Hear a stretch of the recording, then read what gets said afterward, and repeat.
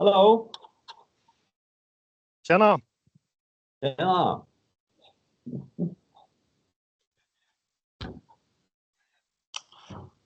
God morgon Linus. Ja, Stefan.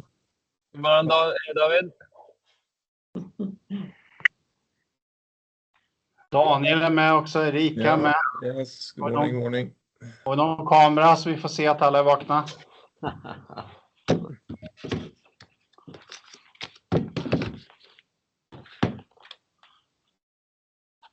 Pettersson, du släpper in eftersom eller? Ja, så fort jag kommer på min maskin uppe på kontoret. Ska inte jag försöka göra det via telefon? Men det fixar jag. Hallå! Alla nya. Morgon! Morning.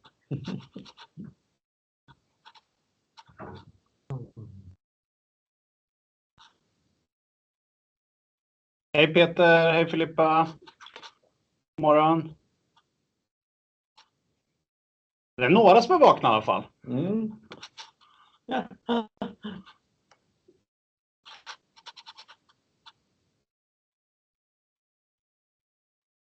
Har du delat skärmen eller?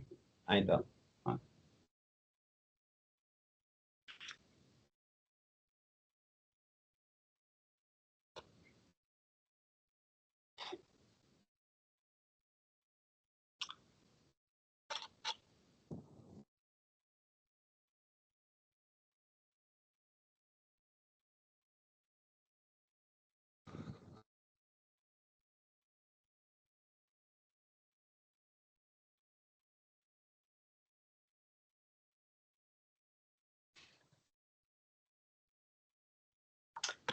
All right. Good morning. God morgon. Vi ser ju här att det är ju inga engelsktalande med i mötet, så det blir lite dumt att snacka engelska. Men jag tror vi får göra det ändå. För att vi spelar in det här nu och det är många som kollar på det efteråt. Så att vi switchar över till engelska. Yes. As always. All right. Good morning and welcome everybody. And it was a pleasure to see you all, or most of you at least, in Oslo last week. Did you have a good time? It has gone. Yes, thank you very much. Yeah. For a So great, terrific day. Great. Yeah, it's so fun to finally meet each other live in person and you get this connection with everybody. And then it's the last time, you know. But we're here today to say that it's not the last time. Yeah. No. It was the start. We are finalizing the program, but we are actually starting the alumni program from today. Yeah. We'll talk about that by the end of this presentation today. But basically, let's start with the agenda today, Stefan. First, we're going to talk a little bit about the data room, which is applicable for those of you that are going to raise money. I know that some of you are about to start a round, some of you are in a round, some of you are planning a round, and then there's also a few that's not going to raise at all. But still, it's a couple of stuff here we have to go through. And then Stefan is going to talk about the alumni program and see what we can do for you long term as well. It's not going to be as intense as it has been over the course of the last 3 months, but we will have some ad hoc sort of initiatives that we will run as well. Yeah. But before we start, should we go into the list of a few promises that we made last time as pertaining to the demo day? First of all, we had a list of participants, right, Stefan? Yes. That were there last Wednesday. Yes. Yeah. And we have around 150 that watched this event online. We don't know if they watched the whole 2.5 hours, of course, but at least it's some indication of the interest. And we also had over 238 registered on the list, on the program. Of course, not everybody was there live. But you will have access, we will upload this to the shared folder, so you have access to this. But it's just one very important thing that we want to tell you. And it's I'm not saying please, I'm saying don't spam this list, sending, emails to all of them. If you want to use parts of the list, you must send personal invitations. That's, hello, Anders. Hello, whatever. I saw that you joined the demo day. Hopefully you had time to watch it online. If you hadn't had that, here is a link to the streaming. And if you are interested, I would like to talk to you about our company, blah, blah. But it must be a personal letter. Not letter, but email, of course. So important. And don't add them just randomly to some newsletter list or whatever, because they hate this kind of stuff. So don't do that. But what you can do as well is to find these people on LinkedIn and add them. And then you can just send them a message and start to build a relationship. Because for some reason they have registered, so they are probably interested in this field, or at least in investing in some way. Of course, not everybody's is not a health tech investor. Of course, it's a lot of ecosystem and others as well, and people who just wanted to see what this is, and other interests as well. So you never know. But from the email address and from if they have registered the company name, you can see what kind of company they are from. So it's more of an individual work with this list. So we didn't want to send it to you before we actually sent this. So we wanted to say it. So basically use common sense Yeah. with the emails. So I think that goes without saying. Yeah. Actually, so it's Of course. it's great. Yeah, but use it. Use it. Yeah. And then also we have the pitches, right? And we are about to edit all of the pitches and break them into the 5 minutes presentations that you actually made. I think it's going to be in high definition as well, right? And then we'll upload all these videos to the weekly folder, so you can actually download them from there and use them in your marketing and in your communication with the investors. And I think all of the presentations were really good. Yeah, definitely. Yeah. 100%. So I just want to say, what you will have access to the whole recording in full HD, and you can cut out your piece based on how much you want to show. If you don't want to show the question and answers part, you can just cut out that. But please cut out your own part. So we won't do any editing based on that. You can do it yourself, add your own logo and so on, and you can use very simple video tools to do this. So basically everybody can do this today. And then we have images as well. Yeah, Bea is editing and just making them a little bit nicer. So they will be uploaded in the share folder as well. So you can use your own pictures as well, and others if you want to share. Yeah. Yeah. And finally, there will be a couple of documents that you can use as well in the folder. I'll get back to that in the presentation in a few minutes. They are from ALUMNI Invest. And there are examples on how you could do it. We're not saying you should do it like this, but for some of you that don't have the right documentation, it could give you at least a hint on the starting point on the draft. Yeah. Yeah, and that's related to the investment documents. Yeah, we'll get back to that. Yep. Perfect. So should we get started? I think so. Yeah. And we are sharing, right? Yes, we are. Can you all see the presentation? Yeah, thumbs up. Yeah. Awesome. All right. I'm sure you recognize the process here on the left. And how do I switch the here? Oh, framåt. Okay. So basically, I just want to recap the TCR. I know that all of you have defined the total capital requirements. And what we have done is to make a financial design based on that, meaning that how much money are we going to raise in the first round, how much money are we going to raise in the second round or third round, so on and so forth. Some of you are just going to run one round, and some of you a bit more. So we'll get back to that as well, but it looks pretty good up until now. Then when we look at the data room, there's a couple of things that we need to cover, of course. I have access to, I think, all of the data rooms so far that you've sent me. Some of you have complete list of this. Some of you don't still. You're still adding. But these are the kind of, major ticking points on stuff that you need to have in your data room when talking to investors. Basically, legal agreements, commercial agreements, both with partners and with clients. When it comes to financials, of course, you need the financial forecast, the one you've been working on with Jeremy and me. You need to have your sales, the P&L, the balance, all this kind of stuff in order. You have to have a plan on, first of all, your team, of course, but also your human resources plan for future growth as well.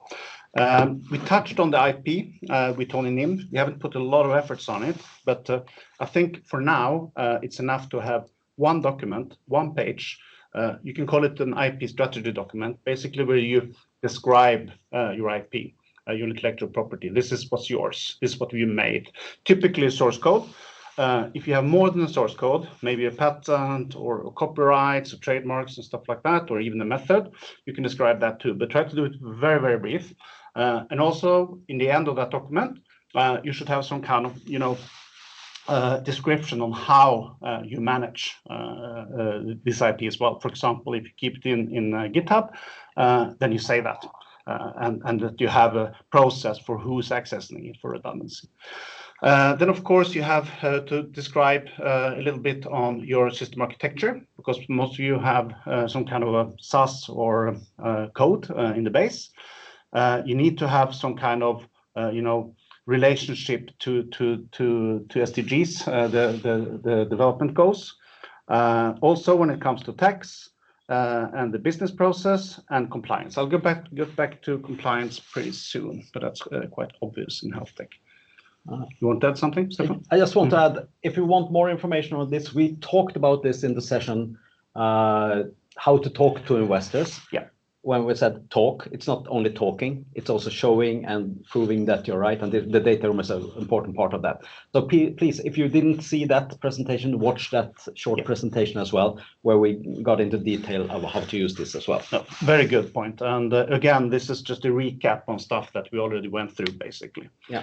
All right, so let's go take a step back and let's see what kind of points do we really need to prioritize. So of course, that list can be very long, but here are the musts. These are things that you really, really, really need to have. And David, before you go into the details, I just wanted to ask you, why are we doing this? Because sometimes we get this question, okay, now I met my first investor. What do I do now? What do I do now? You know? Can I send them the Swish number or the account number? That's it. We actually got this phone call from a lady from a previous program. She asked, "Can they pay me by Swish?" But that's not possible, you know. So maybe in the end they can do that. Maybe, of course, it's always solvable, but it's not recommended. No. Yeah. So we're going to prove what do we actually need to do if you want to take in investment. What's the process? Of course, there's also a process of talking to the investors, speaking with them, having meetings and so on. And that's what we talked about in the How to Talk to Investors session, basically. But when they are interested, you have formalities. Exactly. And to be prepared with as much as you can makes you very professional. Exactly. Yeah, so that's what we want to do here. And I'll say that all these formalities, for most of you, these things are common sense. I mean, you've probably already done it, but I want to mention them anyway, just to make sure that at least maybe one or two of you will learn something, you know. But the first point here is something that I've seen it quite a few times, actually. Yeah. And that is, are you even allowed to raise capital? Have you asked the owners? Yeah, but I'm the owner. I'm the founder. Yeah, but maybe you have an angel. Maybe you have some co-founders. Maybe you have other people. So the first thing you need to do before you even start thinking about raising money is to at least have some kind of approval from årsstämman or the general meeting. All right, and it's the board that needs to ask for that. So the process is that the board will advise that now we're going to raise this much money. Can we do it? And then you call for extraordinary årsstämma or an EGF, and you approve, the fundraise. And typically in that approval, you need to define how much. What's the span? Let's say, for example, if you're going to raise 5 million, what you could do is to say you're allowed to close it at 3, or you can oversubscribe to 6. so that you have that span in the approval, and also some kind of time frame when you expect to do it. So make sure that you have this stuff sorted. Yeah, and we're laughing because it's very common that you don't think about this if you are the only owner or you are your partner or whatever. You just missed it. If you have external investors, this is usually not any problem. But if it's only you, you think, how hard can it be? It's just to put in the money on the account. It's not often, but I've seen companies that actually have investors ready who wants to invest, but they don't have the approval and it didn't get the approval. So make sure you have this ducks in a row. And typically it's not a big issue because you control the shares anyway. And you can fix it afterwards if you missed it, of course. And of course you need to have some kind of a protocol or notes on this decision, so you can document it in front of the investors and keep it as a part, of course, in your data room. So these are, I say, this is the first step you really have to make sure that you have. And then we're back to this with NDA. I'm not going to open that door one more time. We said it, I think, in 2 different sessions before, but use NDAs with care. I'm not saying you're not going to use it. Sometimes it's correct to use it, but be careful. Be wise about it, because most investors, they don't like signing it, right? So you actually risk scaring them away. And then the next step is typically to write some kind of document to say, what are we going to agree on here before we sign an agreement? And you can compare it to an LOI or a letter of intent. It's not legally binding, but it outlines and describes how this transaction is going to continue. And that is something we call a term sheet. And I've uploaded the ALUMNI Invest term sheet as an example in your folder. So you can go in there, have a look at it, perhaps even use it as a template if you want to do that. I'm not saying you have to use it, because there are other templates as well, but it's one template that works. And I say that most of the time, almost 100% of the time, you need to have a term sheet because the investors will ask for it, all right? And then typically that term sheet will go back and forth a few times before you both agree on the details in it. All right. And you want to add something? Yeah, and the reason for doing this is that you usually save a lot of time and legal resources before you make a real agreement, an investment agreement. So if you're not, agree on the basic things, you can do the whole investment agreement. So make sure everything right, and then write an agreement, and you will save lots of legal money. And that's the next step. It is the actual investment agreement, IA. And typically that's quite easy to make once you agree on the term sheet, because it's more or less the same text, only now you make it legal. So you put your signatures on it and say, this is what we're going to do. And that's the juridical, legally binding document. I also uploaded a copy of that in the folder so that you can have a look at if you want. And then, of course, you need to update the share register before and after, because typically the investors will ask you, so who are the owners in the company? So you have to have an updated share register at all times. That's actually mandatory in Sweden and other countries as well, that you always have it. So you can give it to anyone that asks, and investors will ask for it. So make sure that's updated. And then after the round is concluded, you need to update it with the new owners and send it to them, so they feel confident that they're on the cap table or on the share register. And then we have 2 different definitions on share registers and cap table. The share register is basically a snapshot on how it looks today, or the owners. While a cap table is an extended share register where you also include the track history. So you can go back and you can look at all the transactions on all the shares in history. All right. Sometimes that's interesting to see how the dilution effect and when new investors come in and stuff like that. So a full cap table can sometimes be a little bit more detailed than a share register. But typically, a share register is enough to send to investors. Anything you want to add to that? No. Stefan? No. Okay. The next step is to look at owner's plan or an owner's directive.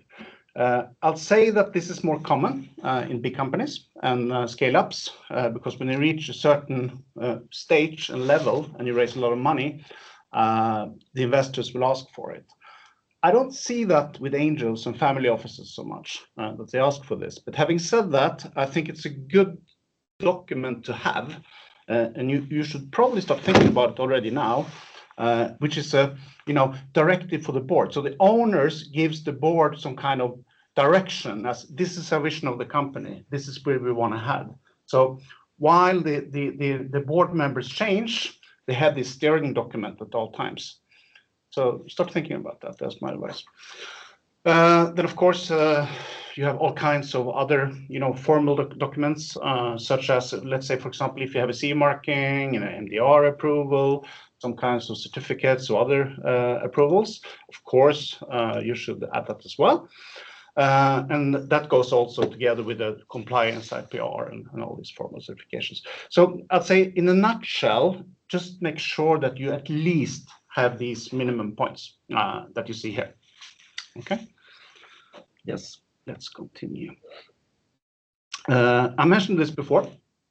The difference between the term sheet and the investment agreement. Sometimes it's not so clear to understand that, but I think we explained that a few minutes ago. Term sheet, negotiation, not legally binding. Investment agreement, the final product that you sign legally. Yeah? Yeah.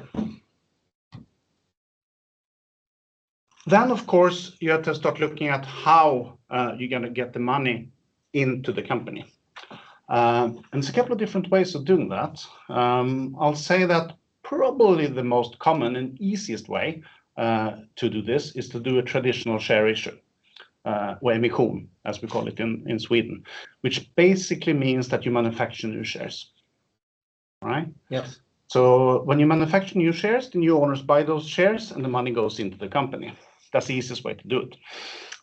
Sometimes you're not sure about the valuation of the company, or from other reasons, perhaps the investor have terms on if they're going to invest or not.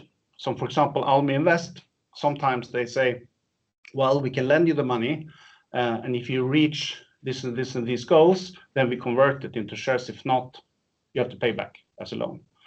And then you talk about convertible notes, all right? And convertible notes can be a little bit, I'd say, complicated if you want to, but there are easier ways to do convertible notes. And probably the easiest one is SAFE, using the SAFE instrument, which first was introduced by Y Combinator in the States. And I'll say in the startup world, that's way more common than convertible notes because it's easy. In Sweden, there are legal aspects of using the SAFE. So in Sweden, we have made our own version of SAFE called WISE. And if you're interested, I have templates for WISE as well, and I can send it to you if you want to look at that. But again, back to the main process, which is traditional share issue. I would recommend that if you have a valuation of your company, this is the easiest way to do it. Agree? Yes. Yeah. I do. Yeah, and again, back to term sheets, investment agreements, and share issue. I'd say that make sure that you also can differentiate between pre-money and post-money. All right? What's the difference, Stefan, between a pre-money valuation and a post-money valuation? Well, it's you can say it simply. It's before and after the money gets into the account. Basically, yeah. Simple stuff. So if you're taking in a 1 billion million Swedish crowns, and the valuation is 20 million before, after, so it's pre, and afterwards, when you got the money in the account, obviously you have 1 million more into the account, and the company is valued to 21 million. Yeah, and that's the post evaluation, but it is sometimes confusing in discussions. Yeah. I've uploaded an example here. I don't know if this is a good example or not. It's actually taken from a real case, and I've changed the names here. But basically, in this particular case, you see here that we have 30,000 shares, and we have a couple of owners, the founders, that together owns 100%. Now we're going to raise 1,250,000 SEK. So what do? Well, we manufacture new shares. So we do a share issue of 2,187 shares.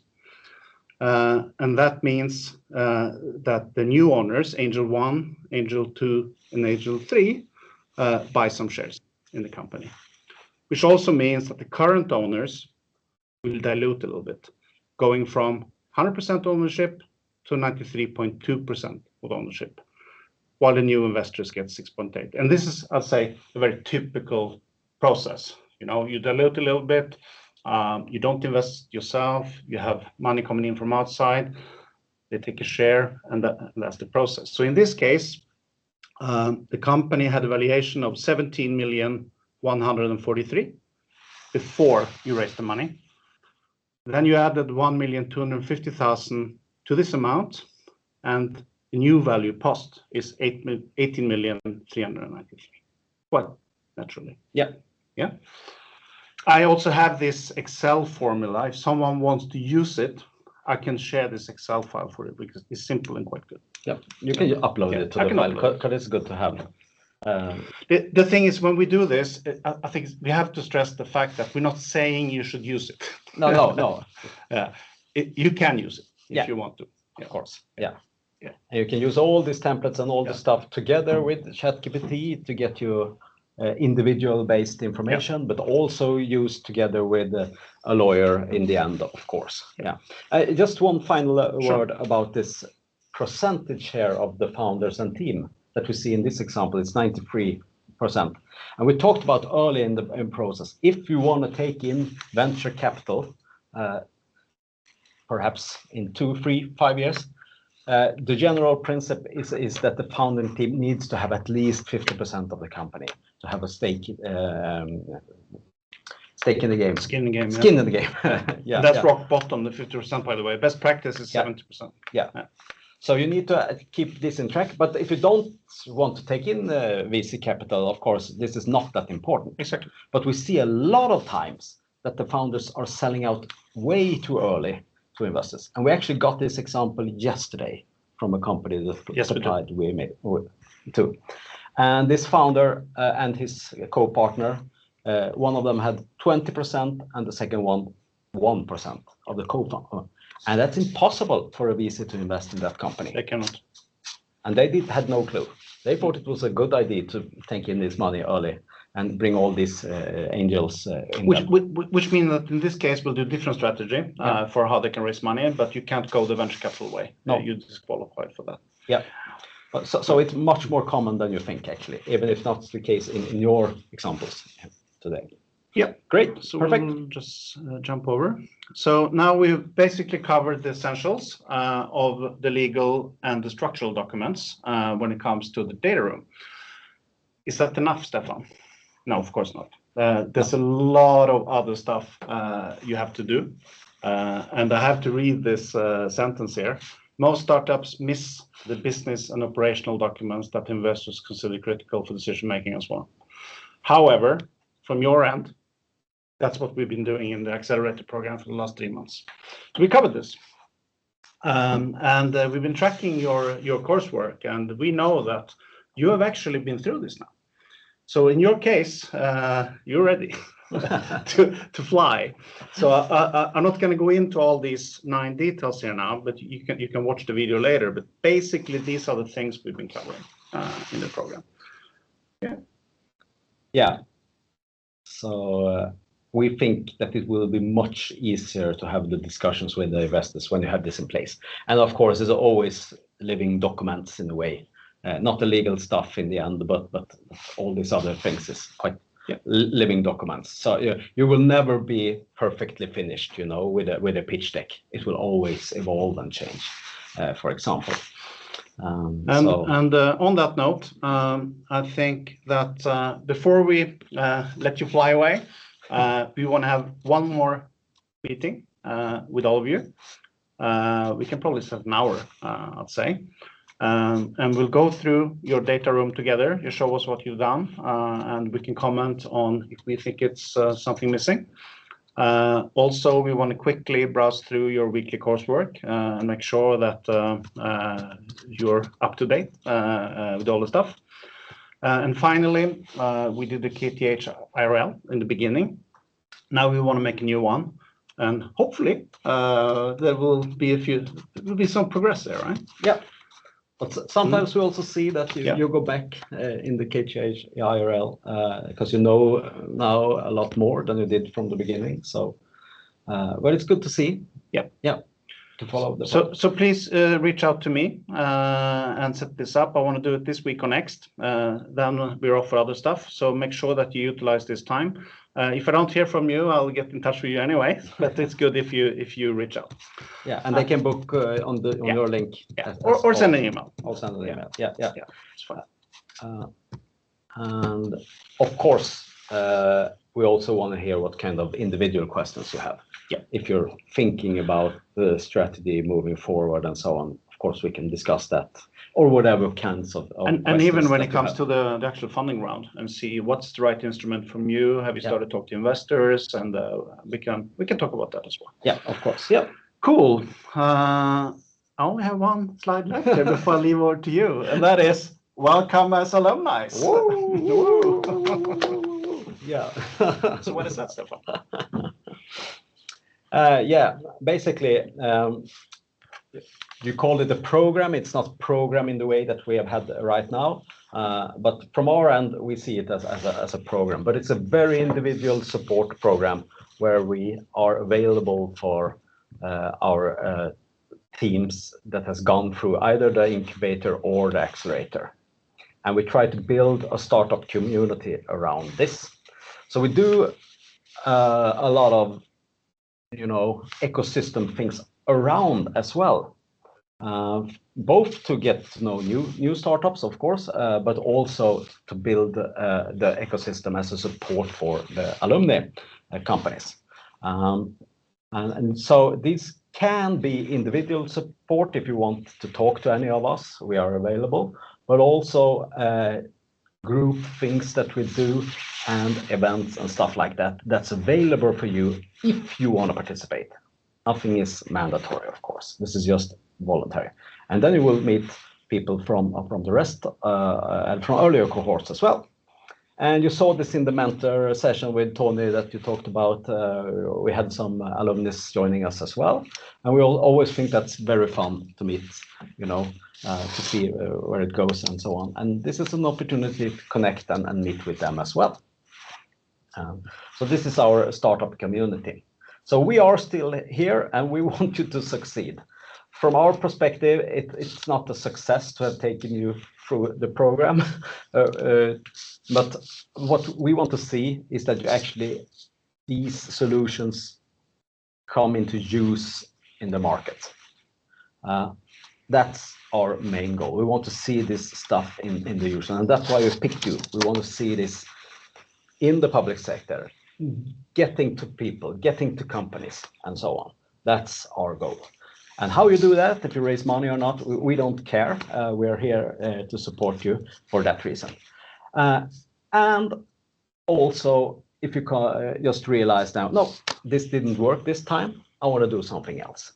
Of course, that's a result as well that we think it's good because not every startup succeed, and that's the way it should be.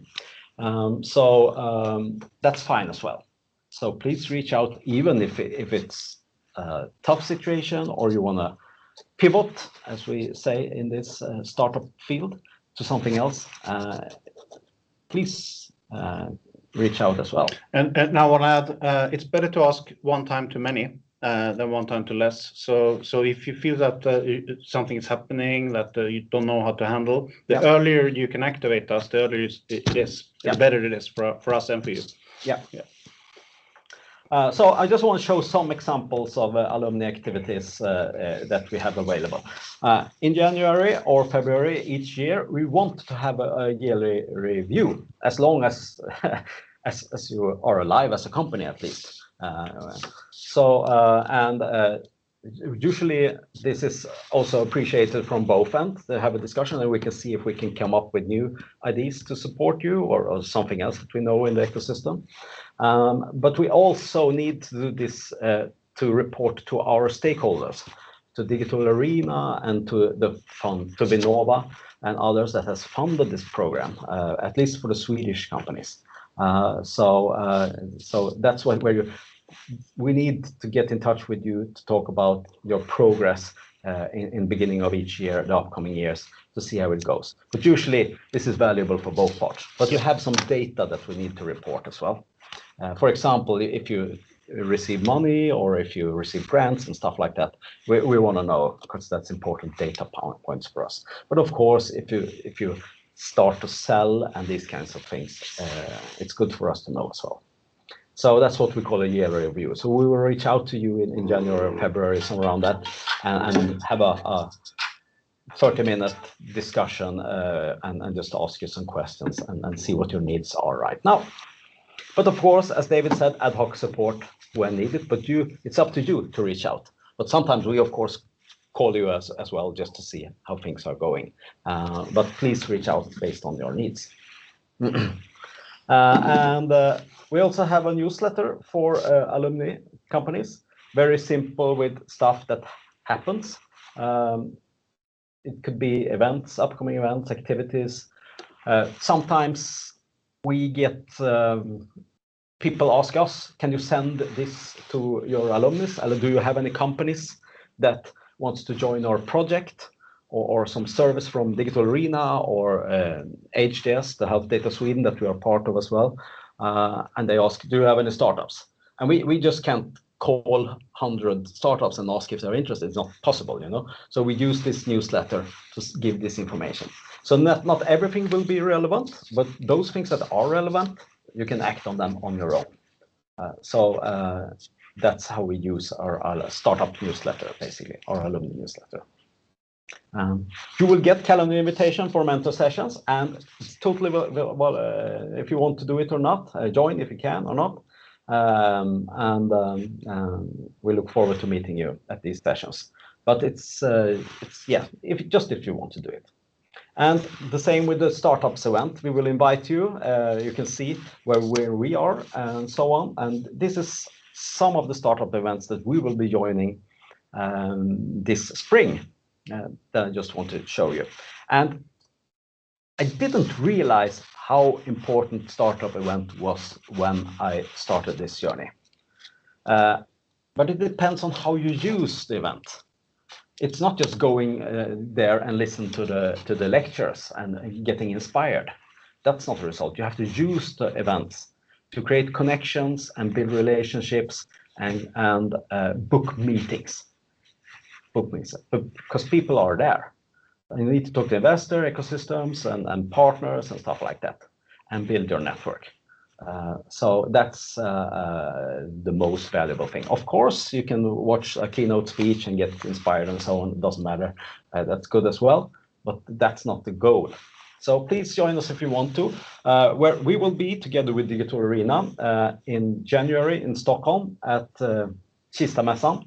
And this is called Solutions for the Public Sector in Sweden. And this is where all the municipalities are. And most of the regions are at this exhibition as well. So it's not a startup event in that sense. It's more like a normal exhibition. But we have a few of our alumni companies that has booths in this exhibition with very good results. Because here are the municipalities and the regions. So we really recommend you to go, and it's free to join as a participant. So you can do that. And if you want to use our booth together with Digital Arena as an opportunity to meet people and so on there, you can do that as well. It's a bit confusing because this, if you see up on the left here, is also 3 other exhibitions at the same time, but everything is in the same place. So sometimes people are saying that they're going to upphandlingsdagarna eller e-hälsa-dagarna, but it's the same thing, just so that you know. We will also have an event together with Digital Arena, this thing that we call Innovation Watch, innovationsbevakning på svenska. We will have a physical Innovation Watch as part of the program for this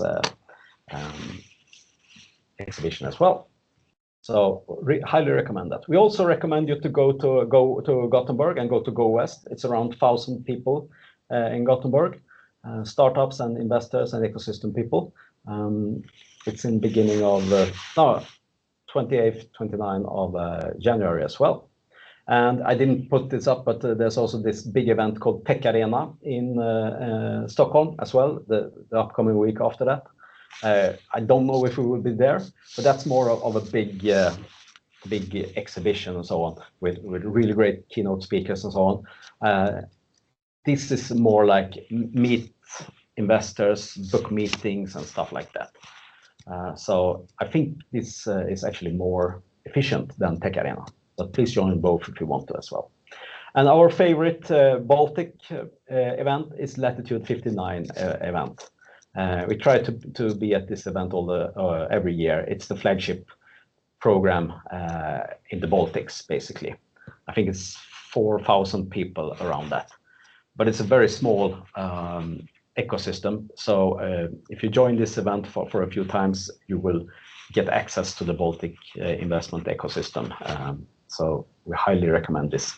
And they have great after parties as well in the Baltics, better than the Swedish ones. Yeah. Of course, some of you joined the Twist event. This is our speed dating tool that we have for investors. We will have one each spring and each autumn. So if you didn't join last time, you can join this next time. And we are also part of this thing here in Värmland called Unfold Värmland. It's a 3-day, an innovation week basically, but in 3 days. And we will have a showcase event where anyone of our startups who want to show what they're doing can do this. It's usually will be a launch session, and it will happen the 3rd of June together with DigitalWell Awards. So that if you want to go into the Digital Arena ecosystem and the region here of Värmland, this is a great opportunity to come here and stay for these days. There was a lot of things happening during these days. And as a startup, you can also join our Innovation Watch. It's 1 hour once a month, where we have 4 solutions pitching and the public sector representatives giving their feedback and questions to the startups. So of course you can join as well. And I know last time Optimed AI and Propeller Hat joined, and together with some other companies as well. That's also some of the things that we do. And actually it's 238 public sector representatives that are on our email list for these events. So even if they don't join each event, they always get the videos afterwards and so on. So that's one of the tools that we're using as well. And communications, we basically use LinkedIn and email. That's what we use. So, but please share your news with us. Tag DigitalWell Ventures on LinkedIn, or share in the LinkedIn group for this cohort. Or you can send Bea our communication on email and just tell her this has happened and so on. And we will, as much as we can, just like and share. And sometimes, as Bea has done with many of you this autumn, she's done a LinkedIn article around what you do. And we continue to do that based on what's happening. But we don't always know what's happening, so you must tell us or link us so that we see this. But we want to share, of course, the progress that you're having. So did I miss anything? I can just add before we jump to questions here. Before we have the meetings, I'd say probably this week or next, make sure that you go through your folders and your coursework, and that you are updated yourself with all the tasks, all right? And also when it comes to the financial forecast, I know that most of you or all of you have met with Jeremy once, But our offer was that if you want to, you don't have to. If you want to, you can meet him again 2 times. I think he had 1 or 2 second meetings. So that either means that you haven't booked him yet, or you're happy with the financial forecast as it is. So make sure if you want to that you can still book Jeremy before we meet, if you want to. All right. Perfect. So we want to open up for questions about alumni or other stuff as well. So what do you say? I also want to thank you, Stefan and David, for this program. You have really poured your passion and all your experience into this. You feel you have done this, and it's really appreciative. And we talked a lot also in one-on-one sessions, but it's to provide structure and be so prepared to face the investors, much better prepared, but also help to the company to increase also surviving, which you said in the first session, which is there. So thank you very much for everything in this program. And thank you, Peter. It helps a lot to have passionate founders as well, as a part of the program. So thank you for being part of it. Yeah, thank you very much. Yeah. We appreciate your kind words, definitely. Wow.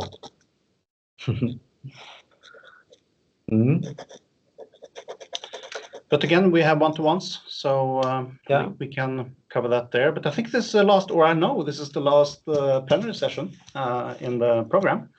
We'll have more plenary sessions in the alumni, of course. But for now, thanks a lot for joining. It's been a pleasure to be working with all of you.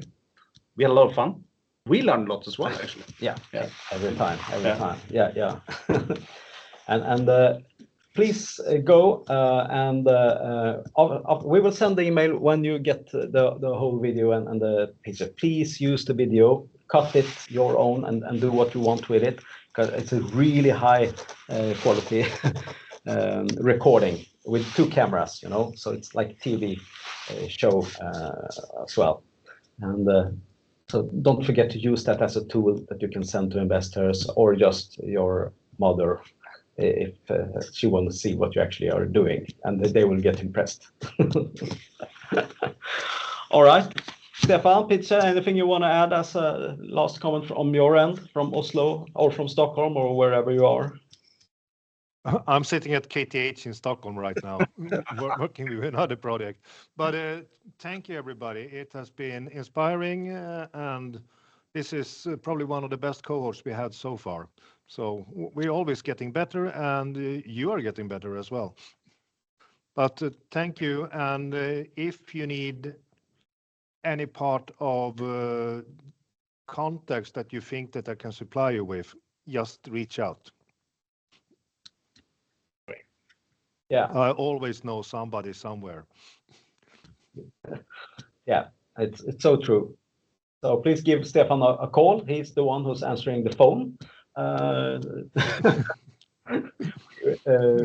Probably I'm stupid, but okay. We also answer, but please, if we don't answer, send us on the SMS, and we will reach out. We don't have everybody's phone number in our mobile phone, and there's a lot of people calling. So me and David, please send us an SMS if we don't have your number, and we will call you back immediately, of course, as well. But Stefan always answers all the sales people as well. So, but that's good. That's good. Yeah. All right. Should we give the court an applause? Yeah, I think so. Great court. Yeah, I'd say so. Awesome. Awesome. All right. See you soon, guys, in the one-to-ones. Yeah. All right. Take care. Have a Take great care. Bye-bye. Bye.